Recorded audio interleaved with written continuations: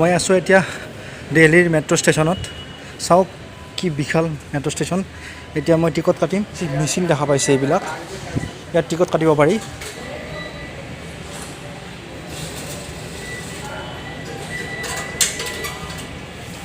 ঠিক এনেদৰে টকাইনটো ওলাই পইচাটো সোমাই দিয়াৰ পাছত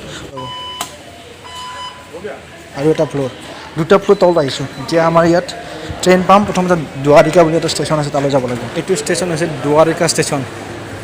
ইয়াৰ পৰা তিলক নগৰ বেছি দূৰ নহয়, 15-20 মিনিট।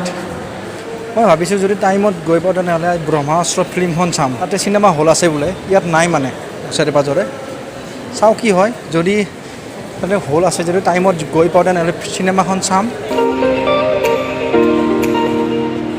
দুৱাৰিকা ষ্টেচন।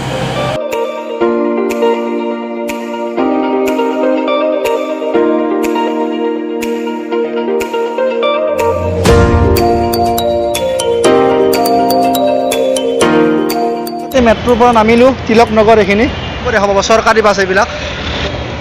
ব্ৰহ্মাস্ত্ৰ চিনেমাখন চাব মন আছে, যদি মোৰ টাইমত মিলে তেনেহ'লে চাম। কিমান বিশাল বিচাৰিলোঁ। এতিয়া জনকপুৰী বুলি এটা আছে, ইয়াৰ পৰা 3 কিলোমিটাৰ যাব লাগিব বেটাৰী ৰিক্সাত।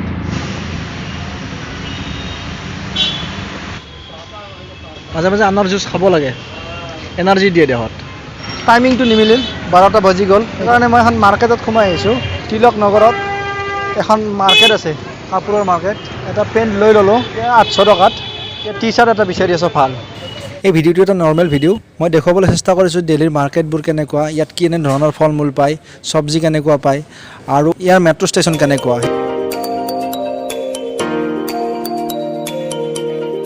এতিয়া 1:30 বাজিল, একো খোৱা নাই এতিয়ালৈ। দিনটো এনেকৈ গ'ল, চিনেমা চোৱা নহ'ল, কিন্তু কাপোৰ ল'লোঁ। এটা লং পেণ্ট ল'লোঁ সেউজীয়া কালাৰৰ, আনকমন। এইখিনি জেগাৰ নাম চাওকচোন, বিশ্বকৰ্মা দ্বাৰ। আনকমন নাম। টি চাৰ্ট ল'ব বুলি ভাবিছিলোঁ, কিন্তু লোৱা নহ'ল আৰু।